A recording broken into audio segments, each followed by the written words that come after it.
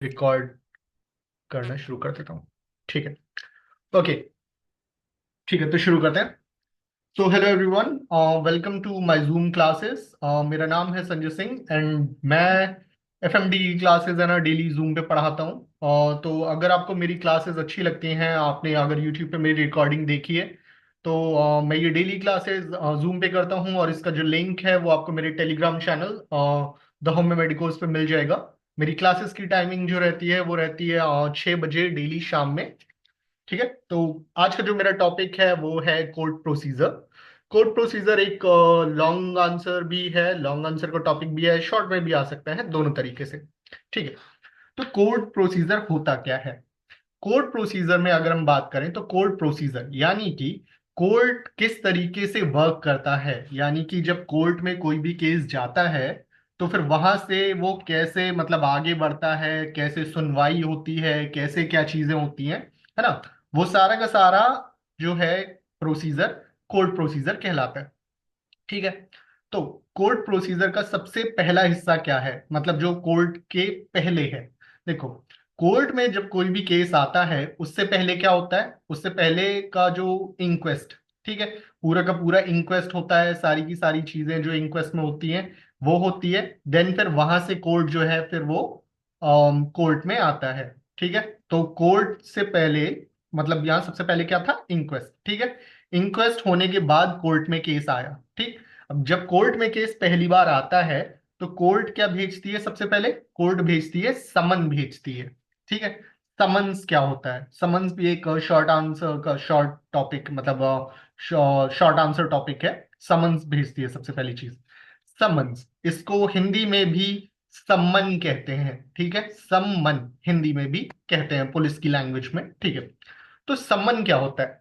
सम्मन जो होता है वो एक रिटन डॉक्यूमेंट होता है जो कि given by the court to the witness. ठीक है, तो सम्मन क्या होता है? सम्मन एक रिटन डॉक्यूमेंट होता है जो कि कोर्ट देती है, किसको? विटनेस को देती है। ठीक है, तो given by the court to witness. Okay, मैं इसका मार्कर थोड़ा सा छोटा कर लेता हूँ। ओके, सम्मन जो है किस सीआरपी, देखो अभी तक क्या था ये भी आपको पता होगा कि लास्ट टाइम तक जो सीआरपीसी थी अभी इससे पहले वो अलग थी। ठीक है, अब जुलाई में, अभी रिसेंट में ही 2024 में जुलाई में नई सीआरपीसी और नई आईपीसी वगैरह पूरा मतलब लाई गई है, इम्प्लीमेंट हुई है। तो उसके बेसिस पे जो सीआरपीसी हैं, जो धाराएं हैं ना, वो चेंज हो गई हैं। तो ये जो अभी आप देख रहे हैं ना, तो इसमें ये पुराने वाले नोट्स हैं एक्चुअल में। तो इसमें जो सीआरपीसी है वो पुरानी थी, इस वजह से मैंने यहाँ पे हाइड कर दी है। ओके, नई सीआरपीसी मैं समन की मैं बता दूंगा अलग से। ठीक है, तो समन में क्या था कि समन एक रिटन डॉक्यूमेंट होता है जो कि कोर्ट भेजती है, किसको? विटनेस को भेजती है। ठीक है, ओके। और उस समन में क्या होता है, उस रिटन डॉक्यूमेंट में क्या होता है कि डेट दिया होता है, टाइम दिया होता है, प्लेस दी हुई होती है कि किस तारीख में आना है, कितने बजे आना है, किस जगह आना है, वो सारी की सारी चीजें लिखी हुई होती हैं कि जो विटनेस है उसको किस तारीख में, किस जगह और कहाँ पर आना है। ठीक है, समन जो होता है उसको, और someone is also node as सब पीनिया। ठीक है, सब मतलब अंडर और पीनिया मतलब अंडर, पीनिया मतलब पेनल्टी। ठीक है, यानी कि समन एक ऐसी चीज है कि अगर कोर्ट ने भेजा है तो आप जो है अंडर पेनल्टी आते हैं, मतलब यानी कि अगर आपको भेजा है समन, आपको मिला है, तो अब आपको आना ही पड़ेगा, अब आपको कोर्ट की बात माननी ही पड़ेगी। ठीक है, यानी कि एक बार अगर आपको समन मिल गया तो यानी कि आप बाध्य हैं। हिंदी वर्ड है बाध्य, है ना, यानी कि आप मैंडेट हैं कोर्ट के लिए कि आपको आना ही आना है अगर कोर्ट ने बुलाया है आपको समन देके। ठीक है, और अब क्या है कि मान लो कि अगर किसी को समन मिला और जो है वो, if the witness fail to attend court, the court issue a notice under CrPC, CrPC में बाद में बताऊंगा, after which it is decided to punish the witness और नॉट। ठीक है, यानी कि मान लीजिए कि अगर कोर्ट ने किसी को समन भेजा, ठीक है, लेकिन जो गवाह था वो जो है उस दिन पहुंच ही नहीं पाया। ठीक है, तो अब वो मान लो उस दिन नहीं पहुंच पाया, तो इसका मतलब ये नहीं है कि जो है कोर्ट उसको तुरंत सजा दे देगी, ऐसा नहीं होगा। ठीक है, कोर्ट क्या करेगी? कोर्ट उसको एक नोटिस भेजेगी कि उस नोटिस में ये भेजेगी कि भाई इस तारीख को आपका जो समन दिया था तो आप क्यों नहीं आए। ठीक है। अब क्या होगा कि है ना, उसको उस नोटिस में जवाब देना होगा कि जज साहब ये मेरी दिक्कत थी, है ना, और इस वजह से मैं नहीं आ पाया। ठीक है। अगर वो उस नोटिस का जवाब नहीं देता तो फिर जो है वहां पे भाई कोर्ट उसको पनिश कर सकती है, कोर्ट के हाथ में है ये। ठीक है। अब बात करें पनिशमेंट की, तो punishment is defined under IPC section. ये वाली बस ये याद रखिएगा कि मतलब है ना कि जो समन है, समन में पनिशमेंट मिलती है। आईपीसी कौन सी होगी वो मैं आपको डिस्क्रिप्शन में दे दूंगा, नई आईपीसी के अकॉर्डिंग। ठीक है। तो punishment is defined under IPC section, IPC का सेक्शन मैं कमेंट सेक्शन और डिस्क्रिप्शन में बता दूंगा, है ना। देखो, जो पनिशमेंट मिलती है वो मैक्सिमम पनिशमेंट कितनी मिलती है, 6 महीने की जेल, या तो फिर 1,000 रुपए तक का फाइन, या तो फिर दोनों चीजें। ठीक है। तो अगर मान लो कोर्ट ने आपको समन भेजा और आप जो है वहां पे नहीं पहुंचे, तो कोर्ट क्या कर सकती है, या तो फिर आपको 6 महीने की जेल की सजा हो सकती है, या तो फिर 1,000 रुपए का जुर्माना हो सकता है, या तो फिर जो है दोनों चीजें हो सकती है, यानी कि आपको 6 महीने की जेल भी होगी और आपको 1,000 रुपए जुर्माना भी भरना होगा। ठीक है। अगर कोर्ट के दिए समन पे आप कोर्ट में नहीं पहुंच पाते तो। ठीक है। आगे क्या है इसमें, if a witness receive summons, if a witness receives summon to appear at a criminal court and a civil court on the same day, याद रखना यहाँ पे क्या लिखा है कि सेम डे। ठीक है। यानी कि अगर मान लो एक विटनेस है ना, उसको क्रिमिनल कोर्ट का भी समन मिला। ठीक है। ये क्रिमिनल कोर्ट का भी समन मिला, और जो है उसको सिविल कोर्ट का भी समन मिला। ठीक है। और सेम डे पे मिला। ठीक है। मान लो एक ही दिन उसको मिला, मान लो संडे है, संडे के दिन उसको क्रिमिनल कोर्ट का भी समन आ गया और उसको सिविल कोर्ट का भी समन आ गया। तो उसमें क्या करना होगा कि सिविल कोर्ट जो होती है वो प्रायोरिटी देगा, वो है ना। यानी कि अगर एक ही दिन में दो समन आते हैं तो फिर एक सिविल का आता है और एक है ना क्रिमिनल कोर्ट का आता है, तो उसको क्रिमिनल कोर्ट जो है उसको प्रायोरिटी देनी होगी, यानी कि वो जाएगा क्रिमिनल कोर्ट में पहले। ठीक है। ओके, अब थोड़ा सा आगे बढ़ते हैं। आगे क्या है कि if summons are from same kind of court, यहाँ पे क्या है, सेम काइंड ऑफ कोर्ट। ठीक है। यानी कि जो समन है वो सेम टाइप ऑफ कोर्ट थे, यानी कि बोथ आर क्रिमिनल कोर्ट्स। ठीक है। तो यानी कि मान लो एक इंसान को एक ही दिन में, संडे के दिन में दो समन मिले, और दोनों के दोनों समन जो थे वो थे क्रिमिनल कोर्ट के। ठीक है। तो अब क्या करेगा वो, ठीक है, अब उसमें किसको प्रायोरिटी देनी होगी, तो हायर कोर्ट टेक्स प्रायोरिटी। ठीक है। यानी कि जो हायर कोर्ट का समन होगा उसको उसे पहली प्रायोरिटी देनी होगी। यानी कि मान लो अगर उसको एक समन मिला है हाई कोर्ट का और एक समन मिला है सुप्रीम कोर्ट का, ठीक है, तो वो किस में जाएगा, वो सुप्रीम कोर्ट वाला जो समन है ना, उसको प्रायोरिटी देगा। ठीक। याद रखिएगा, हो सकता है कुछ स्टूडेंट्स में कंफ्यूजन हो जाए इस चीज को लेके कि हाई कोर्ट, बस हाई कोर्ट तो हाई वाला कोर्ट होगा। नहीं नहीं नहीं, ऐसा नहीं होता। देखो, नीचे आता है हाई कोर्ट, फिर उसके ऊपर होता है सुप्रीम कोर्ट। तो जो सबसे बड़ा कोर्ट कौन सा कोर्ट, सुप्रीम कोर्ट, और सुप्रीम कोर्ट के जस्ट नीचे कौन सा आता है, हाई कोर्ट। ठीक है। तो अगर मान लो सेम डे में उसे दो समन मिलते हैं, दोनों के दोनों क्रिमिनल कोर्ट के हैं, तो फिर वो किसको प्रायोरिटी देगा, तो जो हायर कोर्ट वाला होगा उसको प्रायोरिटी देगा। ठीक है। ओके। अब नेक्स्ट क्या है कि if the both summons belong to same level, ठीक है, अगर दो समन है और दोनों समन जो है सेम लेवल के हैं, ठीक है, यानी कि दोनों के दोनों ही मान लो हाई कोर्ट के हैं या दोनों के दोनों ही मान लो सुप्रीम कोर्ट के हैं, तो फिर वो किसको प्रायोरिटी देगा, तो फिर वो प्रायोरिटी उसको देगा which was received first takes priority, यानी कि जो समन उसको पहले मिला होगा, है ना, उसको वो प्रायोरिटी देगा। समझ में आया। जैसे कि मान लो संडे का दिन था, संडे को दिन संडे के दिन में एक आदमी था, उसको दो समन मिले, दोनों के दोनों क्रिमिनल कोर्ट के थे, दोनों के दोनों सुप्रीम कोर्ट के थे, है ना।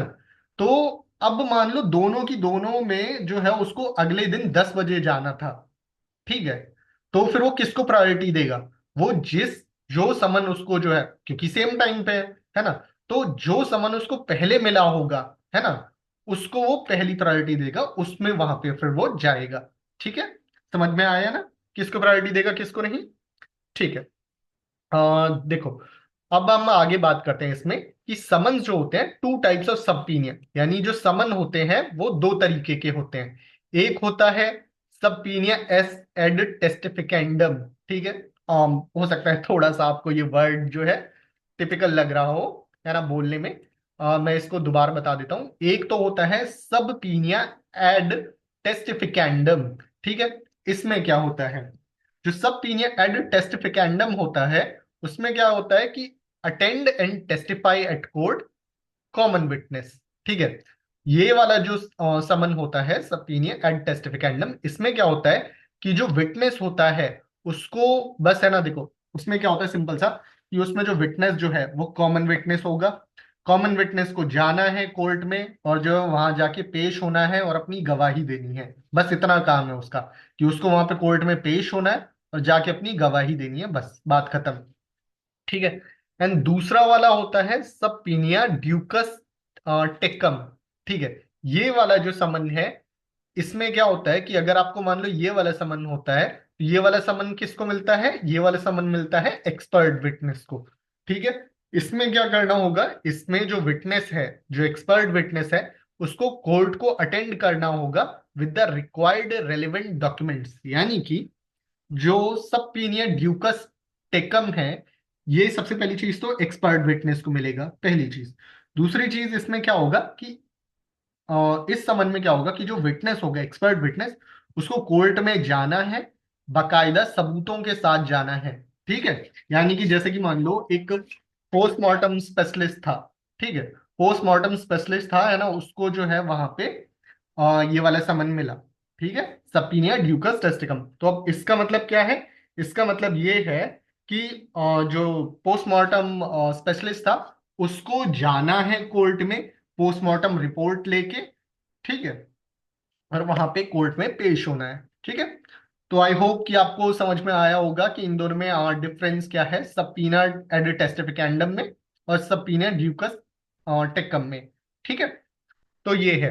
तो जब कोर्ट सबसे पहले इंक्वेस्ट हुई, इंक्वेस्ट के बाद है ना कोर्ट ने कोर्ट में केस गया, कोर्ट ने जो है विटनेस वगैरह को समन भेजा कि है ना कि आपको कोर्ट में पेश होना है। ठीक है, ये तो हो गया यहां तक का। अब इसके बाद क्या होगा कि मान लो विटनेस अब आ चुका है कोर्ट में। ठीक है, अब जब विटनेस आ चुका है कोर्ट में, तो अब उसके बाद जो दूसरी चीज होती है वो होती है ओथ, यानी कि उसको जो है शपथ दिलाई जाएगी। ठीक है, हाँ, अब मान लीजिए विटनेस आ चुका है कोर्ट में, तो अब जो है उसको क्या दिलाई जाएगी, ओथ, है ना। आपने ये चीज है ना देखी होगी कई सारी मूवीज वगैरह में, कि जो है जब कोई भी है ना मुजरिम जो होता है वो कोर्ट में पेश होता है, तो फिर है ना उसको सबसे पहले ये कहते हैं कि है ना आप गवाही देने के लिए जो है ना गीता पे हाथ रख के कसम खाइए कि जो भी कहेंगे सच कहेंगे, सच के सिवा कुछ नहीं कहेंगे, इस तरीके का। ठीक है, तो वो होता है ओथ। ठीक है, अब ओथ के बारे में मैं आपको थोड़ा सा यहाँ पे बता देता हूँ कि जो ओथ होती है, ठीक है, या जो शपथ होती है कि मैं जो कहूंगा, सच के सिवा कुछ नहीं कहूंगा, ये स्वॉर्न बाय गॉड या सोलमिटी। ठीक है, ये जो है या तो फिर भगवान के, मतलब है ना भगवान के नाम पे जो है वो शपथ ली जाती है। ठीक है, जैसे कि मान लो गीता पे हाथ रख के कि मैं जो कहूंगा सच कहूंगा, या तो फिर कुरान पे हाथ रख के, या जो भी मतलब उनकी जो होली बुक है ना, उसमें भगवान को साक्षी मान के, है ना, शपथ ली जाती है कि मैं जो भी कहूंगा, सच के सिवा कुछ नहीं कहूंगा। ठीक है, पहली चीज तो ये होती है कि स्वॉर्न बाय गॉड, यानी भगवान के नाम पे ये शपथ ली जाती है। दूसरा क्या होता है कि वो लोग जो यहाँ पे है सोलमनिटी, है ना, सोलमनिटी क्या होता है कि जो शपथ नहीं लेते, है ना, तो वो कौन होते हैं, एथिस्ट। ठीक है, यानी कि जैसे मान लो कुछ लोग होते हैं जो कि भगवान को नहीं मानते। ठीक है, तो वो लोग जो है मतलब है ना ये शपथ वाली चीज जो है नहीं करते, कि भाई वो तो भगवान को मानते ही नहीं है। तो फिर जो है वो लोग क्या होता है कि इन होली टेक्स्ट बुक्स पे हाथ रख के भाई वो शपथ नहीं लेते। ठीक है, तो वो आता है इसमें सोलेमनिटी में। ठीक है, तो सिंपल सी चीज ये हो गई, है ना। तो वो कौन होते हैं, वो एथिस्ट होते हैं जो कि भाई वहां पे शपथ नहीं लेते।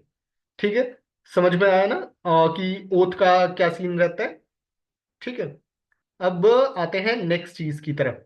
ठीक है, नेक्स्ट चीज क्या है, नेक्स्ट चीज है कि अगर आप शपथ लेने से यानी ओथ से मना कर देते हैं, यानी रिफ्यूजल, अगर आप मना कर देते हैं कि भाई मैं तो शपथ नहीं लूंगा, मैं तो ओथ नहीं लूंगा, तो ये क्या है, पनिशेबल अंडर 213 BNS, है ना, यानी कि भारतीय न्याय संहिता। ठीक है, भारतीय न्याय संहिता जो है उसके अकॉर्डिंग जो है ये पनिशेबल है। ठीक है। तो जो अगर आप है ना मान लीजिए कोर्ट के सामने आप जो है खड़े हुए हैं, और कोर्ट ने कहा कि जो है अब आपको जो है शपथ लेनी है। ठीक है। और आपने जो है भारतीय नया आपने जो है मना कर दिया कि जो है मैं तो भाई ओथ नहीं लूंगा। तो ये पनिशेबल है। और ये किस में लिखा हुआ है? ये 213 भारतीय न्याय संहिता यानी कि इंडियन पीनल कोड। ठीक है, आईपीसी 213 के तहत ये पनिशेबल है। ठीक है, अगर आप रिफ्यूज कर देते हैं ओथ लेने से। ठीक है। फिर एक और चीज आती है, इसमें है एग्जेम्पशन। एग्जेम्पशन मीन्स की एक्सेप्शन। ठीक है, यानी कि एक्सेप्शन कि किनको ओथ लेने की जरूरत नहीं है। ठीक है। तो चाइल्ड चाइल्ड जो कि अंडर 12 ईयर ऑफ एज है, मतलब 12 साल से जो कम के बच्चे हैं, उनको जो क्या है शपथ लेने की जरूरत नहीं है, उनको ओथ लेने की जरूरत नहीं है। उनका बिना ओथ के भी चल जाता है उनकी गवाही। कि उनको ये नहीं है कि भाई गीता पे हाथ रख के कि कसम खाइए कि आप जो भी कहेंगे सच के सिवा कुछ नहीं कहेंगे। तो उनको ओथ लेने की जरूरत नहीं है। ठीक है, किनके लिए? 12 साल से कम उम्र का अगर कोई बच्चा है, वो कोर्ट में पेश हो रहा है, उसकी गवाही है, तो उसको ओथ लेने की जरूरत नहीं है। ठीक है। अब एक और चीज, एक वर्ड आता है प्रजरी। ये आपसे हो सकता है वाइवा के दौरान है ना पूछा जा सकता है। प्रजरी मतलब क्या होता है? प्रजरी का मतलब ये होता है कि false evidence under the oath. ठीक है, मतलब कि आप मान लीजिए कि गीता पे हाथ रख के या जो भी होली टेक्स्ट बुक है उस पे हाथ रख के आप कसम खा रहे हैं कि मैं जो भी कहूंगा सच कहूंगा और सच के सिवा कुछ नहीं कहूंगा। लेकिन उस कसम खाने के बाद भी आप झूठ बोल रहे हैं। ठीक है, कोर्ट को गलत जानकारी दे रहे हैं। तो अगर ऐसा होता है तो उसको कहा जाता है प्रजरी। ठीक है, और ये आईपीसी 227 के अंडर में पनिशेबल है। ठीक है, प्रजरी जो होता है आईपीसी 227 के अंडर पनिशेबल है। और जो है मतलब आईपी प्रजरी दिया हुआ है आईपीसी 227 में, और इसकी जो पनिशमेंट दी हुई है वो दी है आईपीसी 229 में। ठीक है, ये जो बीएनएस है ना, इसको कहते हैं भारतीय न्याय संहिता यानी कि आईपीसी।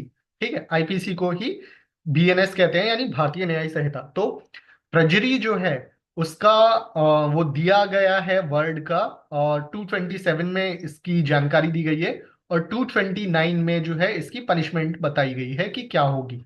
ठीक है। तो अगर आप मान लीजिए कोर्ट में ओथ लेने के बाद भी झूठ बोलते हैं तो उसको कहा जाता है प्रजरी, और ये पनिशेबल है। ठीक है।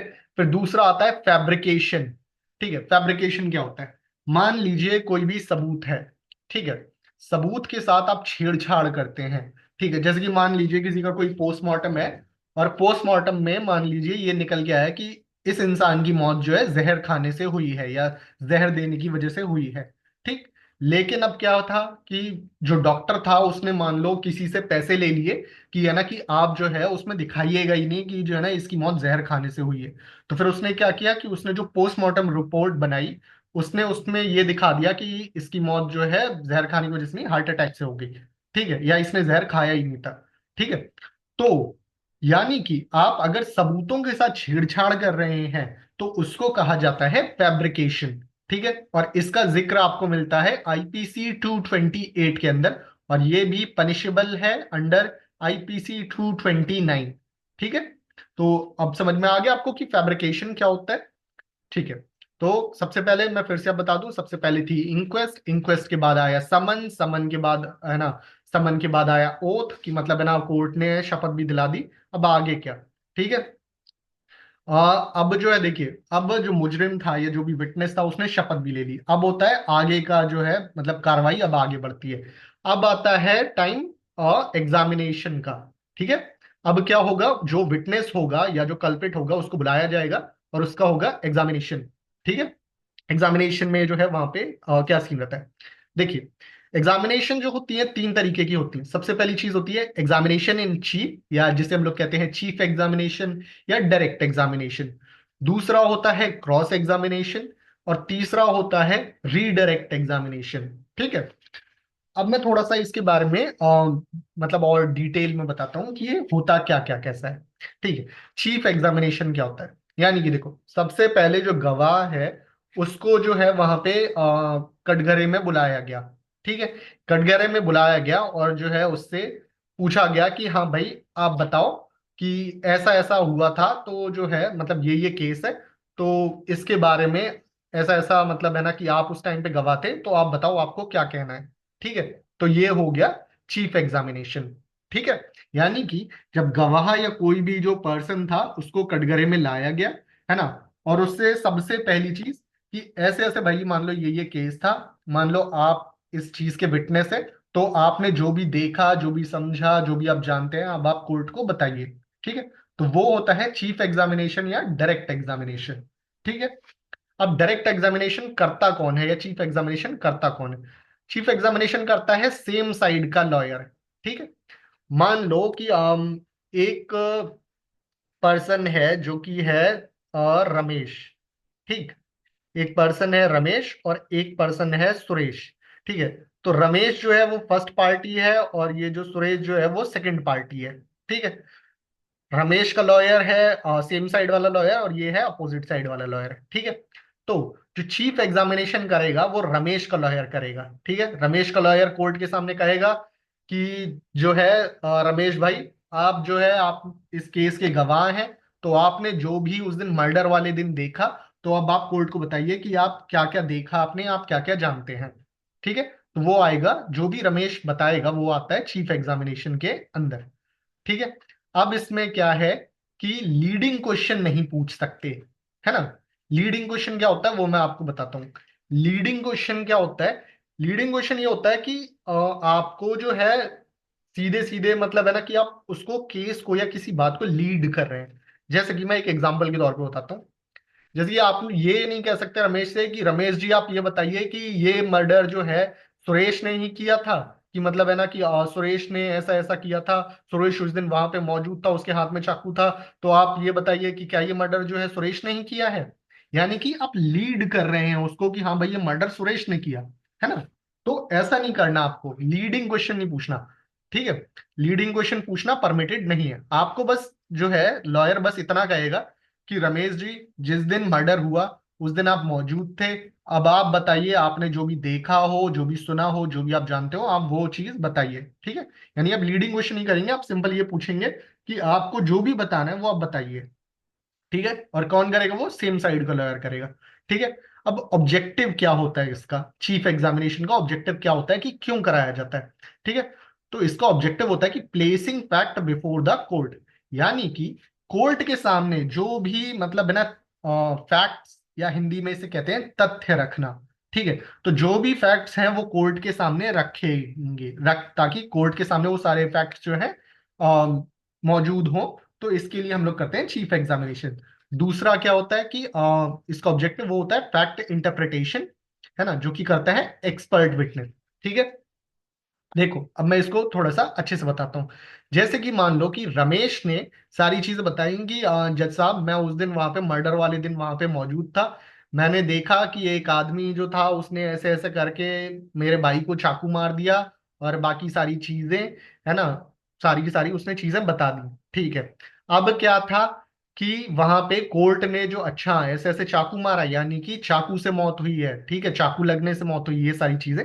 ठीक है, फैक्ट इंटरप्रिटेशन कौन करेगा? वो करेगा एक्सपर्ट विटनेस। ठीक है, मतलब जैसे कि मान लो इसको तो बुला लिया रमेश को, फिर जो है वहां पे एक एक्सपर्ट विटनेस भी होगा, वो भी सारी चीजें सुन रहा होगा, वो फिर बताएगा कि हाँ इसकी जो मुजरिम की मौत जो मतलब जो मरा है, हाँ ये सही कह रहा है, उसकी मौत भी जो है चाकू लगने से हुई है। ठीक है, तो वो जो है फैक्ट्स का इंटरप्रिटेशन भी करेगा।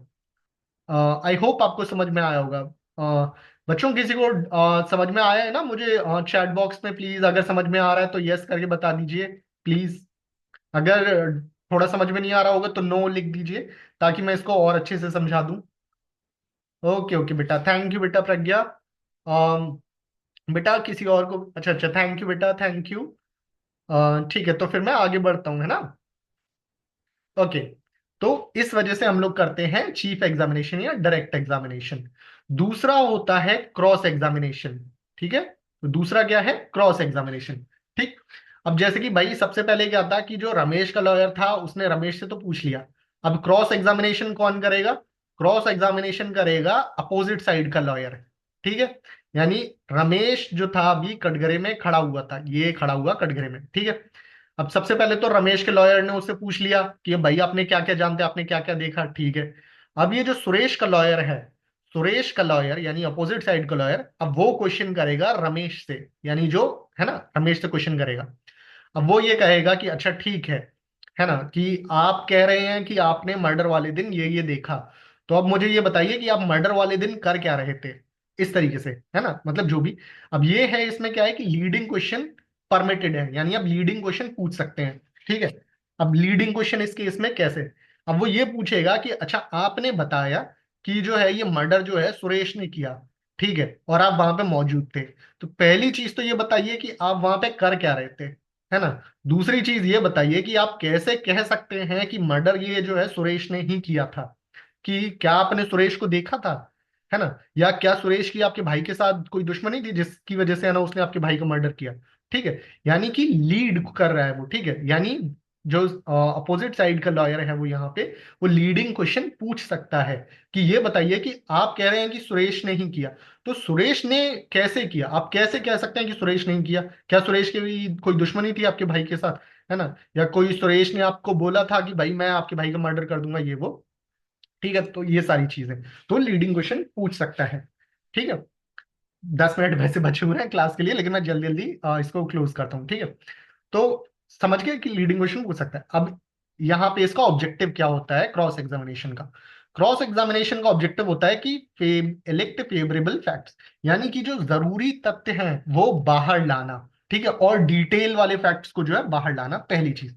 दूसरी चीज, टेस्ट एक्यूरेसी की, एक्यूरेसी टेस्ट करना कि जो इसने बताया है ना, वो सही है या नहीं। जैसे इसका लॉयर कहेगा कि आपने कहा कि भाई सुरेश ने मर्डर किया, है ना, लेकिन जो है सुरेश को आपने देखा था वहां पे कि नहीं देखा था, अगर देखा था तो आप कैसे कह सकते हैं कि वो सुरेश ही था, आपके पास कुछ सबूत है ऐसा।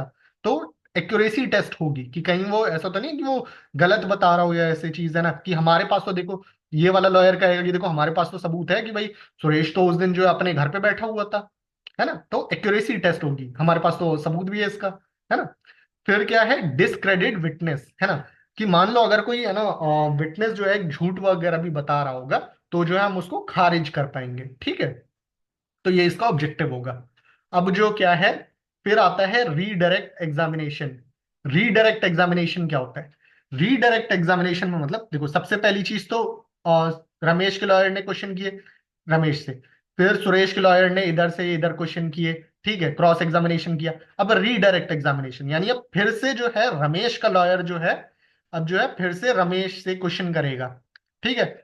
ठीक है, तो रीडायरेक्ट एग्जामिनेशन इसे कहते हैं। तो ये कैसे होगा, ये सेम साइड वाला होगा, ठीक है, सेम साइड वाला लॉयर करेगा, यानी कि अगर रमेश कटघरे में है तो रमेश का लॉयर ही रीडायरेक्ट एग्जामिनेशन करेगा, ठीक है।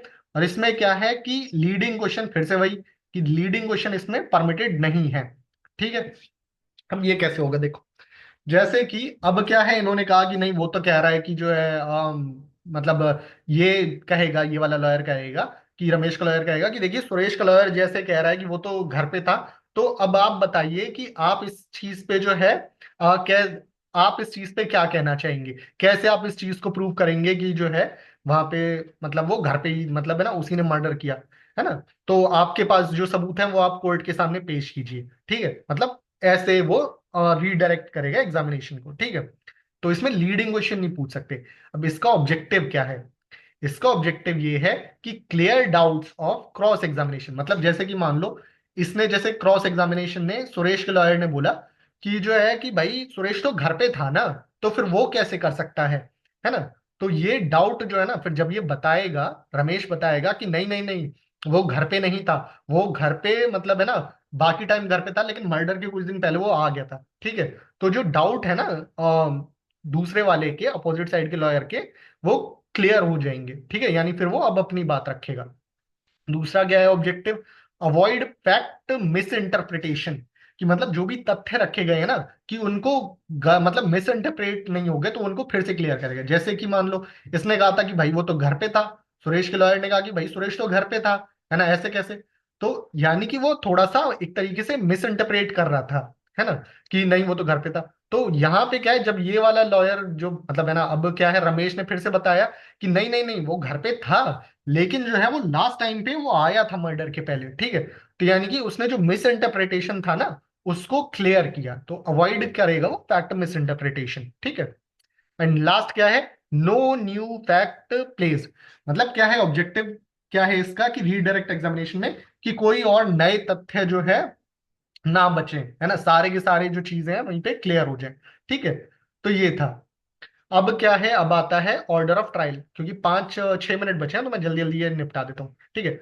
अब आता है ऑर्डर ऑफ ट्रायल। ठीक है। ये तो आपका पूरा कोर्ट प्रोसीजर का हो गया। अब देखो ट्रायल कैसे होता है, ट्रायल मतलब समझ रहे हैं ना आप, कि कोर्ट में जब पेशी होती है, जो केस चलता है, मुकदमा, वो कैसे चलता है। तो वही चीज है कि सबसे पहले ओथ होती है, सबसे पहले शपथ दिलाई जाती है, फिर डायरेक्ट एग्जामिनेशन होता है, फिर क्रॉस एग्जामिनेशन होता है, फिर रीडायरेक्ट एग्जामिनेशन होता है। ठीक है। और ये जो है ये सब फिर जो है फैसला सुनाया जाता है। ठीक है। और ये जो फैसला वगैरह जो होता है ये सब होता है, आता है अंदर गिवन बाय 143 आईपीसी, आईपीसी 143 के अंडर ये सब आता है ना। अब क्या होता है, अब यहाँ पे जज का क्या काम होता है इस पूरे के पूरे, मतलब इस पूरे के पूरे कोर्ट प्रोसीजर में। ठीक है। जज क्या करता है, ask question at any stage, मतलब जज जो है वो किसी भी स्टेज पे क्वेश्चन पूछ सकता है, मतलब लॉयर तो पूछ ही रहे हैं, जज को मान लो जहां लगेगा कि अरे नहीं नहीं ये वाली चीज जरा अभी आपने कही थी दोबारा बताना जरा, कि है ना कि आप कह रहे हैं कि जो है सुरेश घर पे था, मैं जरा समझा नहीं, दोबारा बताइएगा जरा, आप कैसे कह सकते हैं वो घर पे था, वो तो कह रहा है कि भाई है ना जो है उसने मर्डर किया है, या वो तो घर के मतलब है ना तुम मर्डर के थोड़ी देर पहले आ गया था, है ना। तो जज कभी भी क्वेश्चन पूछ सकता है। और ये आता है अंडर आईपीसी 168 के अंदर, आईपीसी को ही कहा जाता है भारतीय अरे यार क्या कह रहे थे मैं नाम जा रहा हूँ, है ना, ये भारतीय अच्छा बीए से ना, अच्छा हाँ बीए से आता है भारतीय साक्ष्य अधिनियम, सॉरी सॉरी सॉरी, बीए से आता है भारतीय साक्ष्य अधिनियम के अंदर। हाँ, इसे कहा जाता है आईईए, सॉरी आईईए कहा जाता है, इंडियन एविडेंस एक्ट के अंदर आता है ये, आईपीसी नहीं, आईईए के अंदर आता है, आईईए 168 के अंदर आता है। ठीक है। मैं इसको क्लियर करना चाहूंगा, सॉरी, क्योंकि बड़ा कंफ्यूजिंग है ना ये भी। देखो तो जज क्या कर सकता है, जज कभी भी क्वेश्चन पूछ सकता है किसी भी स्टेज पे। दूसरा क्या है, रिकॉल री एग्जामिन एनी विटनेस, जज क्या कर सकता है कि किसी भी विटनेस को दोबारा बुला सकता है, कि ये नहीं कि मतलब है ना कि जज को अगर मतलब लगती है जरूरत तो फिर वो कोई भी विटनेस है उसको दोबारा बुला सकता है, उसकी दोबारा से वहां पे एग्जामिनेशन करा सकता है, वो सारी चीजें जज दोबारा करा सकता है। ठीक है। तो जज ये कर सकता है और सारा फैसला वगैरह सारी चीजें भी। ठीक है। और ये वाला जो है गिवन बाय 143 बीएसए, ये आईईए है, ये मतलब इंडियन एविडेंस एक्ट। और ये जो है ऑर्डर ऑफ ट्रायल, ये इसी के अंडर आता है। ठीक है। अब ये वैसे हॉस्टाइल विटनेस का मैं थोड़ा सा बता देता हूँ, अगर 3 मिनट है तो जल्दी जल्दी हॉस्टाइल विटनेस भी बता देता हूँ। बेटा हॉस्टाइल विटनेस है ना वो आपको वाइवा के टाइम पे पूछा जा सकता है कि हॉस्टाइल विटनेस क्या होता है। ठीक है। हॉस्टल विटनेस जो है हो सकता है आपका शॉर्ट आंसर में भी इन केस आ भी सकता है, नहीं तो वाइवा के टाइम पे तो पूछा जा सकता है। देखो हॉस्टाइल विटनेस क्या होता है, हॉस्टाइल विटनेस वो होता है, अगर मैं सिंपल लैंग्वेज में बताऊं, जो बार बार जो है ना अपना जिसे कहते हैं अपना क्या कहेंगे यार, अपना हाँ बयान, अपना बयान जो बार बार बदल देते हैं ना तो उनको कहते हैं हॉस्टाइल विटनेस, जो अपनी बात पे नहीं टिकते, पहले कुछ और कहते हैं बाद में कुछ और कहने लग जाते हैं। ठीक है। तो वो क्या होता है हॉस्टाइल विटनेस, एडवर्स या अनफेवरेबल विटनेस होते हैं, जो कि same side lawyer can ask, जिनसे क्या होता है कि सेम साइड का लॉयर वो लीडिंग क्वेश्चन उससे पूछ सकता है अगर हॉस्टाइल विटनेस है तो। यानी कि अगर मान लो कोई गवाह है वो बार बार अपना बयान बदल रहा है, ठीक है, तो सेम साइड का लॉयर उससे जो है लीडिंग क्वेश्चन पूछ सकता है। अब जैसे कभी कभी क्या होता है ना कि कुछ गवाह ऐसे होते हैं जो कि पैसा लेके या फिर अपने कुछ फायदे के चक्कर में बयान बदल देते हैं। पहले तो वो कहेगा कि मैंने मर्डर देखा है, कि मर्डर इसने किया, फिर बाद में वो कह रहा है कि अरे नहीं नहीं नहीं नहीं जज साहब, मैंने मर्डर देखा ही नहीं कि मर्डर किसने किया। ठीक है। फिर बाद में कह रहा है कि अरे नहीं नहीं हाँ मुझे याद आ रहा है, तो जो बार बार बदलता है ना अपने बयान उनको कहते हैं हॉस्टाइल विटनेस। ठीक है। अब क्योंकि वो बार बार बयान बदल रहा है, इस केस में क्या होता है कि जो सेम साइड का लॉयर है वो उससे लीडिंग क्वेश्चन पूछ सकता है कि आप तो कह रहे थे भाई पहले आपने देखा, ऐसे ऐसे आपने बताया था, अब आप ये कह रहे हैं। ठीक है। तो ये चीज होती है। सर्कमस्टांसेस क्या होते हैं हॉस्टाइल विटनेस के, कंसील्स ट्रुथ, यानी कि वो एक तो पहली चीज सच छुपा रहा होता है तब उसको हॉस्टाइल विटनेस कहेंगे। Not favouring the same side, मतलब वो सेम साइड मतलब है ना, और जो है मान लो रमेश की साइड से आया है वो गवाही देने के लिए और फिर रमेश की ही अगेंस्ट बोल रहा है, है ना, रमेश का ही साइड नहीं ले रहा, उसी के अगेंस्ट बोल रहा है ना, तो वो आ जाता है हॉस्टाइल विटनेस। ठीक है। और फिर तीसरी चीज क्या है कि कॉन्ट्रडिक्टिंग द प्रीवियस स्टेटमेंट, है ना, वो या तो फिर जो अपने उसने पहले गवाही दी है फिर वो उसको कॉन्ट्रडिक्ट कर रहा है, कि जैसे कि मान लो पहले उसने बोला कि जज साहब मैंने मर्डर देखा, अब वो कह रहा है कि नहीं नहीं जज साहब मैंने तो मर्डर देखा ही नहीं, मैं तो था ही नहीं वहां पे। तो ये सारी चीजें हैं, तो इन सर्कमस्टांसेस में उसको कहा जाएगा हॉस्टाइल विटनेस। ओके। तो ये था पूरा कोर्ट प्रोसीजर और विटनेस का। ठीक है। 1 मिनट बचा हुआ है, तो बच्चों प्लीज अगर आपको क्लास अच्छी लगी हो तो प्लीज मुझे एक बार चैट सेक्शन में, अगर अच्छी लगी है तो यस एक बार मुझे बता दीजिए क्लास खत्म होने से पहले। तो फिर मैं इसको नेक्स्ट क्लास में और इम्प्रूव करने की कोशिश करूंगा। थैंक यू बेटा, थैंक यू। मैं कोशिश करूंगा नेक्स्ट क्लास में और अच्छा कराऊं, है ना। और मैं आपको यकीन दिलाता हूं मैं आपकी कंप्लीट एफएमटी बहुत अच्छे से, है ना, मैं कंप्लीट करा दूंगा, है ना। और आपको कोई भी डाउट हो तो आप मुझसे मेरे टेलीग्राम चैनल पे जब मन चाहे आप मुझसे पूछ सकते हैं, या फिर आप ये रिकॉर्डिंग देख रहे हैं यूट्यूब पे देखें तो आप मुझे कमेंट सेक्शन में पूछ सकते हैं। ओके। तो आज की क्लास के लिए बेटा इतना ही। थैंक यू ज्वाइन करने के लिए, मुझे बहुत खुशी हुई कि आप लोगों ने ज्वाइन किया।